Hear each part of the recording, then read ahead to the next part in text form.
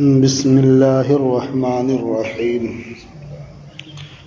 وعن عثمان بن ابی العاص، یہ ہے مشکات المصابیح کا صفحہ نمبر 134 ہے، اور باب عیادت المریض جاری ہے۔ اسی کی ایک حدیث ہے جو حضرت عثمان ابن ابو العاص سے مروی ہے، انہ شکا الی رسول اللہ صلی اللہ علیہ وسلم وجعا یجدہ فی جسدہ، انہوں نے اللہ کے رسول صلی اللہ تعالی علیہ وسلم کی بارگاہ میں تکلیف کی شکایت کی جسے وہ اپنے اندر پا رہے تھے، محسوس کر رہے تھے۔ فقال لہ رسول اللہ صلی اللہ علیہ وسلم ضع یدک علی الذی یعلم من جسدک، تو اللہ کے رسول صلی اللہ تعالی علیہ وسلم نے ان سے ارشاد فرمایا کہ اپنا ہاتھ اپنے جسم کے اس حصے پر رکھو جو تکلیف زدہ ہے، جو درد کر رہا ہے۔ وقل بسم اللہ ثلاثا، اور 3 مرتبہ بسم اللہ کہو۔ وقل 7 مرات اعوذ بعزت اللہ وقدرتہ من شر ما اجد واحاذر، اور 7 مرتبہ کہو اعوذ بعزت اللہ وقدرتہ من شر ما اجد واحاذر، یعنی میں اللہ کے غلبے اور اس کی عظمت و قدرت کی پناہ چاہتا ہوں اس کے شر سے جو میں اپنے اندر پاتا ہوں، واحاذر، اور جس کے بڑھنے کا میں خوف رکھتا ہوں، یا جو بیماری میں اپنے اندر پاتا ہوں اور جس کے بڑھنے اور زیادہ ہونے کا اندیشہ رکھتا ہوں۔ دو لفظ اجدو و احاذر، اجدو کا مطلب کیا ہوا کہ فی الحال جو میں پا رہا ہوں اپنے اندر، اور احاذروں کا تعلق کس سے ہوا؟ جس کے بڑھنے اور زیادہ ہونے کا مجھے اندیشہ معلوم ہو رہا۔ قال ففعلت، راوی کہتے ہیں یعنی حضرت عثمان ابن ابو العاص کہتے ہیں کہ میں نے ایسا ہی کیا۔ فَأَذْهَبَ اللَّهُ مَا كَانَ بِي، تو اللہ تعالیٰ نے وہ تکلیف دور فرما دی جو مجھے تھی، تو جو بیماری یا جو تکلیف تھی اللہ تعالیٰ نے اس دعا کی برکت سے دور فرما دی۔ تو اس سے یہ معلوم ہوا کہ تکلیف ہو، درد ہو، بیماری ہو، تو اس موقع پر یہ دعا بہت مفید اور کارآمد ہے۔ تو دعا کرنے کا جواز بھی معلوم ہوتا ہے اور اس کی افادیت بھی سامنے آ جاتی ہے۔ رواہ مسلم، اسے امام مسلم نے روایت کیا ہے۔ وعن ابی سعید الخدری ان جبرائیل اتی النبی صلی اللہ علیہ وسلم فقال، اور حضرت ابو سعید خدری سے مروی ہے کہ جبریل امین نبی کریم صلی اللہ تعالی علیہ وسلم کی بارگاہ میں آئے۔ فقال یا محمد اشتکیت، انہوں نے عرض کیا اے محمد کیا آپ بیمار ہیں، یا کیا آپ بیمار ہو گئے؟ اب یہاں یہ سوال نہیں ہو سکتا کہ یا محمد کہنا تو ممنوع ہے، تو پھر انہوں نے یا محمد کیسے کہا؟ یہ سوال کیوں نہیں ہو سکتا؟ اس لیے کہ یہ حکم جو ہے کہ یا محمد کہنا منع ہے، یہ کس کے لیے؟ اس امت کے لیے، اور جبریل امین اس امت میں شامل نہیں ہے۔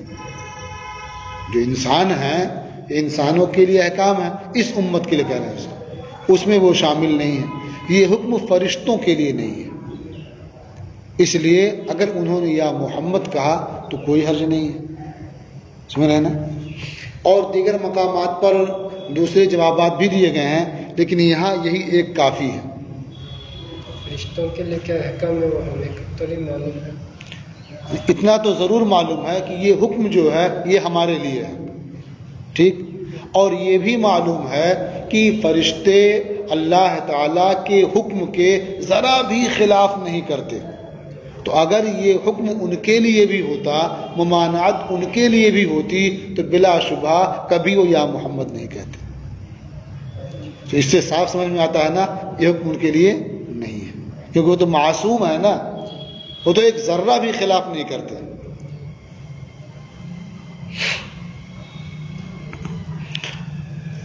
فقال نعم، تو جب انہوں نے پوچھا تو نبی کریم صلی اللہ تعالی علیہ وسلم نے فرمایا ہاں، یعنی میں بیمار ہوں۔ قال بسم اللہ ارقیک من کل شیء یؤذیک، انہوں نے فرمایا اللہ کے نام سے میں آپ کو دم کرتا ہوں۔ دم کرنا جانتے ہیں، پھونکتے ہیں نا، دعا کرتا ہوں، اس کا معنی جھاڑنا بھی ہوتا ہے، دم کرنا، پھونکنا۔ تو میں اللہ کے نام سے آپ کو دعا کرتا ہوں، دم کرتا ہوں، ہر ایسی چیز سے جو آپ کو ایذا دینے والی ہے۔ من شر کل نفس او عین حاسد، یہ من کل شے کی یہ تفصیل ہوئی، من کل شے میں تو سب شامل ہے، اسی کی تفصیل ہے، ہر جان کے شر سے اور ہر حسد کرنے والی آنکھ کے شر سے۔ اب ہر جان میں کیا ہے؟ انسان بھی آ گئے اور جانور بھی آ گئے، کیڑے مکوڑے بھی آ گئے، ہر جان کے شر سے اور ہر حسد کرنے والی آنکھ کے شر سے۔ اللہ یشفیک بسم اللہ ارقیک، اللہ آپ کو شفا عطا فرمائے، میں اللہ کے نام سے آپ کو دم کرتا ہوں۔ تو اس سے سمجھ میں آیا کہ گویا اللہ تعالیٰ کی جانب سے ہی بیماری کے موقع پر دعا کرنے کی تعلیم دی گئی ہے، کہ جبریل امین سرکار کی بارگاہ میں حاضر ہو کر کے سرکار کے لیے دعا فرما رہے ہیں، اور ظاہر ہے جبریل امین وہی کرتے ہیں جس کا رب کی جانب سے حکم ہوتا ہے۔ تو اس سے معلوم ہوا کہ بیماری کے وقت دعا کرنا یا دعا کرانا یہ جائز ہے، بلکہ سنت بھی ہے۔ رواہ مسلم، اسے امام مسلم نے روایت کیا۔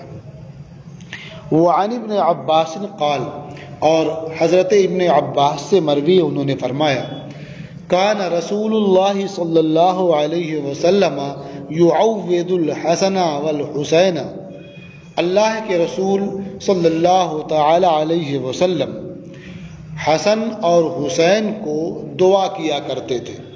یعوذ کا اصل معنی کیا ہوگا؟ انہیں تعویذ کیا کرتے تھے، اور تعویذ کا معنی کیا ہوتا؟ پناہ میں دینا، پناہ میں دینا، تو یہ دعا کرنا کہتے ہیں اسی کو اردو میں۔ تو کانا یعوذ الحسن والحسین، کہ نبی کریم صلی اللہ تعالی علیہ وسلم حسن اور حسین کو دعا کیا کرتے تھے، کن کلمات کے ذریعہ؟ وہ آگے ہیں، اعیذکما بکلمات اللہ التامہ من کل شیطان وہامہ ومن کل عین لامہ، یہ ہے دعا کے کلمات۔ یعنی وہ فرماتے تھے کہ میں تم دونوں کو، حسن اور حسین کو، تم دونوں کو اللہ کے کلمات تامہ کی پناہ میں دیتا ہوں، ہر شیطان سے اور حامہ سے۔ حامہ کہتے ہیں ایسے کیڑے مکوڑے کو جو زہریلے ہوتے ہیں، اور ان کا زہر اس قدر ہوتا ہے کہ وہ ہلاک کرنے والا ہوتا ہے۔ کچھ کیڑے مکوڑے ایسے ہوتے ہیں جو زہریلے ہوتے ہیں لیکن ان کا زہر ہلاک نہیں کرتا ہے، تو اسے سامہ کہتے ہیں، سمجھا نا؟ تو وہ زہریلے اس طرح ہو کہ ہلاک کر دیں تو حامہ، اور ہلاک کرنے والے نہ ہو تو وہ سامہ۔ جسے سانپ کاٹ لیتا ہے تو آدمی مر جاتا ہے، تو یہ کیا حامہ میں آئے گا، سمجھا نا؟ یہ بھیڑ وغیرہ ہیں، مکھی وغیرہ ڈنک مار دے تو تکلیف تو ہوتی ہے، آدمی ہلاک نہیں ہوتا ہے، تو یہ سامہ میں آ سکتا ہے۔ اور کبھی کبھی حامہ مطلقاً کیڑے مکوڑے کے لیے آتا ہے، چاہے وہ حامہ ہو اور چاہے سامہ ہو. تو یہاں مراد کیا مطلقاً، کیونکہ یہ دعا کا موقع ہے نا. تو ہر شیطان سے اور ہر قسم کے کیڑے مکوڑے سے، حشرات الارض سے. وَمِن كُلِّ عَيْنٍ لَامَّةٍ، اور ہر نظر بد سے.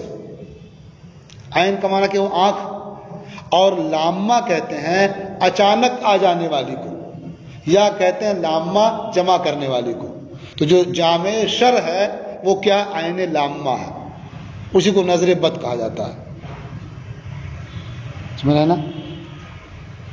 تو ہر شیطان سے، ہر قسم کے کیڑے مکوڑے سے، اور ہر نظر بد سے.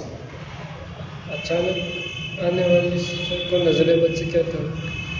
تعلق اس کا یہ ہے کہ کوئی کسی کو دیکھتا ہے تو دیکھتے ہی اس کا اثر اس پر مرتب ہو جاتا ہے.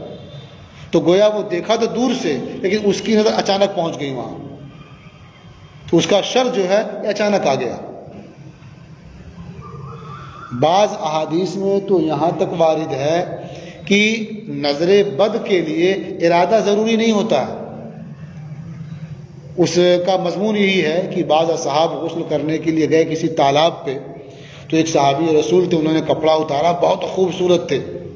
جب کپڑا اتارا تو اور مطلب رنگت ظاہر ہونے لگی، تو انہی میں سے کسی نے کہا کتنے خوبصورت ہیں. بس وہ آئے بیمار ہو گئے، بخار چڑھ گیا بالکل، کہ نظر لگ گئی. تو یہی ہے اچانک آنے والی نظر آ گئی، تو اسے نظر بد کہتے ہیں، لامہ. اس کا معنی کیا ہے؟ جمع کرنے والی بھی، جامع شر. سانپ کے کیڑے مکوڑے میں سے، سانپ کے کیڑے مکوڑے سے. یہاں سانپ کو کیڑا ہی کہتے ہیں خود مبارک پور میں، بلکہ را کے بجائے را استعمال کرتے ہیں. کہیں سانپ نکلے، کہیں نہیں کہ سانپ نکلا ہے، کہیں کیڑا کیڑا. ہاں، حشرات الارض کہہ لیجیے اسے، زمین پر چلنے والے، رینگنے والے سب. وَيَقُولُ، اور یہ دعا فرماتے تھے اور ارشاد فرماتے تھے، اِنَّ أَبَاكُمَا كَانَ يُعَوِّذُ بِهَا إِسْمَاعِيلَ وَإِسْحَاقَ. اور ارشاد فرماتے تھے کہ تمہارے باپ یعنی حضرت ابراہیم علیہ السلام ان کلمات کے ذریعہ اسماعیل اور اسحاق کو تعویذ کیا کرتے تھے، دعا کیا کرتے تھے. رواہ البخاری، اسے امام بخاری نے روایت کیا ہے. وفی اکثر نسخ المصابیح بہما علی لفظ التثنیہ، اس میں ہے نا یعوذ بہا، اور اکثر نسخوں میں کیا ہے بہما. تو کہتے ہیں جو بہما آ گیا ہے یہ کاتب کے لکھنے میں غلطی ہو گئی ہے، معنی کے لحاظ سے بھی بہا ہی مناسب لگتا ہے. بہا کا مرج وہی کلمات. ٹھیک ہے، تو یہ نظر بد کو جھاڑنے کے لیے، دعا کے لیے یہ بہت مجرب ہے، بہت مفید ہے. وعن ابی ہریرہ قال، اور حضرت ابو ہریرہ رضی اللہ تعالی عنہ سے مروی ہے، فرمایا قال رسول اللہ صلی اللہ علیہ وسلم من یرید اللہ بہ خیرا یصب منہ یا یصب منہ. اللہ تعالیٰ جس کے ساتھ خیر کا ارادہ فرماتا ہے اسے بیماریوں میں سے کوئی بیماری لاحق ہوتی ہے یا اسے کوئی بیماری دے دی جاتی ہے. تو معلوم ہوا اس سے کہ یہ بیماری حقیقت میں اللہ تعالیٰ کی ایک نعمت ہے. آپ نے کل کے سبق میں پڑھ لیا تھا کہ اس کے ذریعہ رب تبارک و تعالیٰ گناہ ساقط کر دیتا ہے، اس کے گناہ جھڑ جاتے ہیں. تو آپ بتائیں کہ جس کے ذریعہ گناہ جھڑیں وہ کتنی بڑی نعمت ہوگی کہ آدمی گناہ ختم کرنے کے لیے صدقات کرتا ہے، خیرات کرتا ہے، جانے کیا کیا کرتا ہے، اور بیماری آنے سے گناہ جھڑ جائیں. بلا شبہ یہ اللہ کا انعام ہے، اس کا احسان ہے. تو کہا اللہ جس کے ساتھ خیر کا ارادہ فرماتا ہے اسے کوئی بیماری ہوتی ہے. رواہ البخاری، اسے امام بخاری نے روایت کیا. اس سے سمجھ میں آتا ہے کہ اگر کوئی بیماری لاحق ہو جائے تو آدمی کو بہت جزا فضا نہیں کرنا چاہیے، بہت غمگین اور پزمردہ نہیں ہونا چاہیے، بلکہ اسے بھی اللہ کا احسان سمجھنا چاہیے۔ وعن ابی سعید عن النبی صلی اللہ علیہ وسلم قال، اور انہی سے یعنی حضرت ابو ہریرہ سے اور حضرت ابو سعید خدری سے مروی ہے، یہ دونوں حضرات نبی کریم صلی اللہ تعالی علیہ وسلم سے روایت کرتے ہیں۔ حضور صلی اللہ تعالی علیہ وسلم نے ارشاد فرمایا، ما یصیب المسلم من نصب ولا وصب ولا ہم ولا حزن ولا اذن ولا غم حتی الشوکۃ یشاکها الا کفر اللہ بها من خطایاہ۔ اس میں دیکھیے کئی لفظ ہیں نا، ایک ہے نصب، نصب کا معنی کیا ہوتا ہے؟ تکان، مشقت، اور اس کے بعد ہے وصب، وصب کا معنی ہوتا ہے مرض، بیماری، اس کے بعد ہے ہم اور حزن، ہم اور حزن دونوں کا معنی تو کہہ دیتے ہیں غم یا فکر، لیکن دونوں میں فرق ہے ہم اور حزن میں۔ یہ ہم کہتے ہیں کوئی کام کرنے کا آپ نے ارادہ بنایا، منصوبہ بنایا، وہ کیسے پورا ہوگا آپ اسی کے لیے فکر مند ہیں، تو یہ کیا ہے؟ یہ ہم ہے، ٹھیک ہے۔ ماضی میں کوئی نقصان ہو گیا ہے، کوئی تکلیف آپ کو پہنچ چکی ہے، اس کے باعث آپ فکر مند ہیں، تو یہ کیا ہے؟ حزن ہے، سنا نا۔ اور غم جو ہے یہ عام طور پر جو چیز ماضی میں ہو چکی ہوتی ہے اس سے تعلق ہوتا ہے اس کا، سمجھا نا۔ اور اذا یہ تو عام ہے، اذیت، تکلیف کسی قسم کی ہو، تو نبی کریم صلی اللہ تعالی علیہ وسلم نے ارشاد فرمایا کہ مسلمان کو کوئی تکلیف، کوئی بیماری، آنے والے معاملے سے متعلق کوئی فکر، گزشتہ معاملے کا کوئی حزن، اور کوئی کسی طرح کی اذیت اور کوئی غم نہیں پہنچتا، یہاں تک کہ کانٹا جو اس کے پاؤں میں چبھتا ہے یہ بھی نہیں چبھتا، مگر یہ کہ اللہ تعالیٰ اس کے ذریعہ اس کی خطاؤں کو مٹا دیتا ہے۔ سمجھ آیا ترجمہ؟ یعنی یہ سارے امور جو بھی ہوتے ہیں ان کے ذریعہ اللہ تعالیٰ بندے کی خطاؤں کو، گناہوں کو مٹا دیتا ہے، اور یہ کفارہ بنتے ہیں گناہوں کے۔ تو جو کانٹا چبھنا ایک معمولی سی بات تھی، اس لیے اس کو آخر میں ذکر کیا، حتی الشوکۃ یشاکها، یہاں تک کہ کانٹا جو اس کے جسم میں کہیں لگ جاتا ہے، چبھ جاتا ہے، تو اس سے بھی اس کی خطائیں معاف ہو جاتی ہیں، ساقط کر دی جاتی ہیں، مٹا دی جاتی ہیں۔ متفق علیہ، یہ حدیث متفق علیہ ہے۔ وعن عبداللہ ابن مسعود رضی اللہ عنہ قال، اور حضرت عبداللہ ابن مسعود سے مروی ہے، انہوں نے فرمایا، دخلت علی النبی صلی اللہ علیہ وسلم وہو یوعک، میں نبی کریم صلی اللہ تعالی علیہ وسلم کے پاس گیا اس حال میں کہ حضور بخار میں مبتلا ہیں، وہو یوعک یعنی بخار میں وہ تپ رہے ہیں۔ فمسستہ بیدی، تو میں نے سرکار کے جسم پر اپنا ہاتھ رکھا، یا اپنے ہاتھ سے میں نے سرکار کے جسم اطہر کو مس کیا۔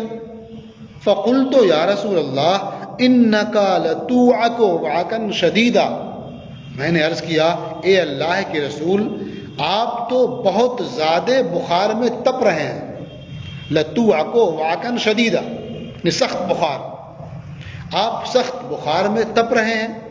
فقال النبی صلی اللہ علیہ وسلم اجل، تو نبی کریم صلی اللہ تعالی علیہ وسلم نے ارشاد فرمایا، ہاں، انی اوعک کما یوعک رجلان منکم، مجھے اتنا بخار ہوتا ہے جتنا تم میں سے دو مردوں کو بخار ہوتا ہے، یا بخار کی حرارت ہے جتنی تم میں سے دو مردوں کو ہوتی ہے اتنی حرارت مجھے تنہا ہوتی ہے۔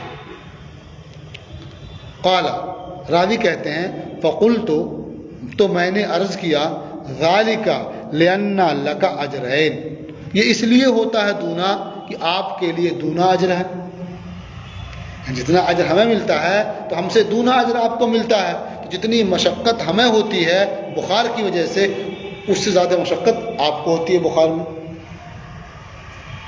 فقال اجل, تو حضور نے یہ سن کے فرمایا ہاں.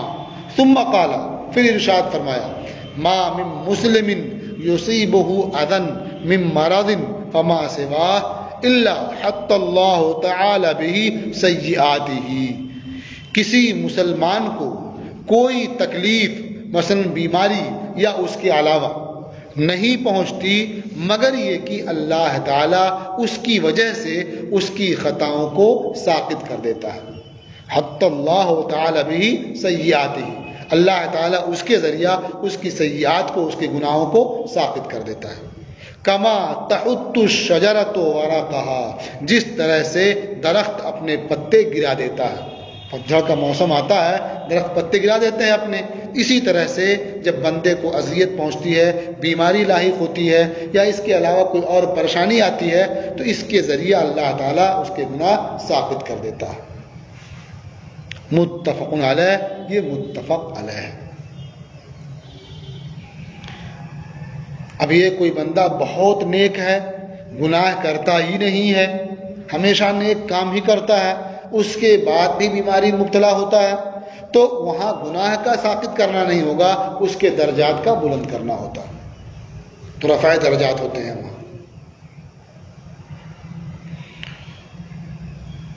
وعن عائشہ قالت, اور ام المومنین حضرت عائشہ صدیقہ رضی اللہ تعالی عنہا سے مروی ہے, انہوں نے فرمایا ما رأیت احدا الوجع علیہ اشد من رسول اللہ صلی اللہ علیہ وسلم. انہوں نے فرمایا کہ میں نے کسی شخص پر تکلیف کو اللہ کے رسول صلی اللہ تعالی علیہ وسلم سے زیادہ سخت نہیں دیکھا. یعنی انتقال کے وقت جو تکلیف ہوتی ہے, جو اذیت ہوتی ہے, میں نے نبی کریم صلی اللہ تعالی علیہ وسلم سے زیادہ تکلیف کسی کے لیے نہیں دیکھی. ام المومنین حضور نبی کریم صلی اللہ تعالی علیہ وسلم کے وصال سے پہلے یہ محسوس کرتی تھیں کہ جس کا انتقال آسانی سے ہو جاتا ہے وہ بہت اچھا بندہ ہے, وہ اللہ کا بہت مقرب ہے, اسی لیے موت کی مشقتیں اس کے سامنے نہیں آئیں اور آسانی سے چلا گیا, تو بہت بہتر جانتی تھی. لیکن جب حضور کا وصال ہوا اور حضور کی مشقت اور تکلیف آپ نے دیکھی, تو اس کے بعد سے فرماتی ہیں کہ میں نے کسی کی تکلیف کو کبھی ناپسند نہیں کیا. گویا وہ مزاج جو پہلے کا تھا, جو پہلے کی سوچ تھی, وہ بدل گئی. کیونکہ اگر ایسا ہوتا کہ ان کی پہلی والی سوچ واقعے کے مطابق ہوتی, تو اللہ تبارک و تعالیٰ کبھی بھی اپنے محبوب کو اس طرح سے تکلیف میں مبتلا نہیں فرماتا. آگے فرماتی ہے, حدیث اور ہے اسی تعلق سے, وعنها قالت, اور انہی سے مروی ہے, انہوں نے فرمایا مات النبی صلی اللہ علیہ وسلم بین حاقنتی و ذاقنتی. حاقنہ کہتے ہیں کہ جو ہنسلی کی ہڈی ہوتی ہے نا, ہڈی دیکھ رہے ہیں جو اوپر کی ہڈی ہوتی ہے, یہاں سے لے کر کے نیچے تک, معدے تک, یہ کیا ہے, حاقنہ ہے. اور یہ جو حصہ داڑھی کا نیچے والا ہوتا ہے, اس کا حصہ یہ ذاقنہ ہے. تو وہ فرماتی ہیں کہ نبی کریم صلی اللہ تعالی علیہ وسلم میرے حاقنہ اور ذاقنہ کے درمیان, یعنی ہنسلی کی ہڈی اور تھوڑی کے درمیان اس دنیا سے رخصت ہوئے. فلا اکرہ شدت الموت لأحد ابدا بعد النبی صلی اللہ علیہ وسلم. تو میں نبی کریم صلی اللہ تعالی علیہ وسلم کے بعد کبھی کسی کے لیے موت کی شدت کو ناپسند نہیں کرتی. مطلب جب آپ کا وصال ہوا تو اس وقت آپ ام المومنین کے سینے سے ٹیک لگائے ہوئے تھے. جب ٹیک لگایا ہوگا آدمی تو اس کا سر جو ہے یہ تھوڑی کے نیچے ہوگا اور سینے کے اوپر ہوگا. تو اس طرح ٹیک لگائے ہوئے تھے اور آپ کی روح پرواز کی. تو اسی کو بیان کیا ہے بین حاقنتی و ذاقنتی. وہ آپ کا گلا جو ہے یہاں سے اوپر تھا اور سر آپ کا اس گلے کے درمیان تھا, ٹیک لگائے ہوئے تھے. تو فرماتی ہیں کہ نبی کریم صلی اللہ تعالی علیہ وسلم کے بعد کبھی کسی کے لیے موت کی شدت کو میں ناپسند نہیں کرتی۔ رواہ البخاری، اسے امام بخاری نے روایت کیا ہے۔ وعن کعب بن مالک قال، اور حضرت کعب بن مالک سے مروی ہے، انہوں نے فرمایا قال رسول اللہ صلی اللہ علیہ وسلم، اللہ کے رسول صلی اللہ تعالی علیہ وسلم نے فرمایا مثل المؤمن کا مثل الخامۃ من الزرع، مومن کی مثال کچی یا کھیتی کے کچی شاخ کی طرح سے ہے۔ خامہ کہتے ہیں نرم شاخ کو، خامہ کہتے ہیں نرم شاخ کو، اور زرع کہتے ہیں کھیتی کو۔ تو مومن کی مثال کاشت کی کچی شاخوں کی طرح سے ہے۔ مطلب کیا کچی شاخوں کی طرح سے ہے؟ تو فیجوہ الریاح، جسے ہوائیں جھماتی رہتی ہیں، تو فیجوہ الریاح، جسے ہوائیں جھماتی رہتی ہیں، تسرعھا مرتن وتعدلھا اخرى، ایک مرتبہ اسے گرا دیتی ہیں اور دوبارہ اسے برابر کر دیتی ہیں۔ آپ دیکھتے ہیں کہ ہوا چلتی ہے نا تو پودے لگتا ہے بالکل زمین پہ لوٹ گئے اور اس کے بعد پھر کھڑے ہو جاتے ہیں۔ تو ایک مرتبہ ہوا اسے گرا دیتی ہے اور دوبارہ اسے سیدھا کر دیتی ہے۔ حتیٰ یأتی اجلہ، یہاں تک کہ مومن کی موت کا مقررہ وقت آ جاتا ہے۔ یعنی وہ ہمیشہ کبھی گرتا ہے، کبھی اٹھتا ہے، کبھی بیمار ہوتا ہے، کبھی صحت مند ہوتا ہے، کبھی پریشان حال رہتا ہے، کبھی خوشحال ہو جاتا ہے۔ یہ مومن کی شان ہے، کیونکہ مومن اس نرم پودے کی طرح سے ہے جسے ہوا کیا ہے کبھی گرا دیتی ہے، کبھی اٹھا دیتی ہے۔ یہ حال مومن کا ہے۔ وَمَثَلُ الْمُنَافِقِ كَمَثَلِ الْأَرْضِ الْمُجْدِيَةِ، اور منافق کی مثال مضبوط صنوبر کے درخت کی طرح سے ہے۔ ارزا کہتے ہیں صنوبر کے درخت کو، مجزیہ کا مطلب ہوتا ہے جس کی جڑ کیا ثابت ہو، پختہ ہو۔ تو مضبوط صنوبر کے درخت کی طرح سے ہے۔ التی لا یصیبها شیء، جسے اس میں سے کوئی چیز نہیں پہنچتی، یعنی ہوائیں اسے کیا ہے یہ زمین سے لگا نہیں پاتی ہیں، اس قدر مضبوط ہوتا ہے وہ گرتا نہیں ہے۔ حتی یکون انضعافها مرۃ واحدہ، یہاں تک کہ اس کا جڑ سے اکھڑ جانا یک بارگی ہوتا ہے، یعنی ایک بار ہی گرا اکھڑ گیا جڑ سے، پھر اٹھتا نہیں ہے وہ۔ تو یہ حال منافق کا ہے کہ وہ بار بار پریشانی میں، اذیت میں، مصیبت میں مبتلا نہیں ہوتے ہیں، لیکن جب گرے تو ختم۔ مطلب مومن کے اوپر پریشانیاں آتی رہتی ہیں کیونکہ اللہ کی جانب سے انعام ہے، اس کے ذریعہ ان کے گناہ دھلتے رہتے ہیں اور خطائیں مٹتی رہتی ہیں، اور کافر کے لیے وہ خطائیں بڑھتی رہتی ہیں، اس کے مٹنے دھلنے کا اس طرح سے اللہ کی جانب سے کوئی انتظام نہیں ہوتا ہے، وہ پھر مر جاتے ہیں اسی طرح سے۔ ٹھیک ہے، متفق علیہ، یہ حدیث متفق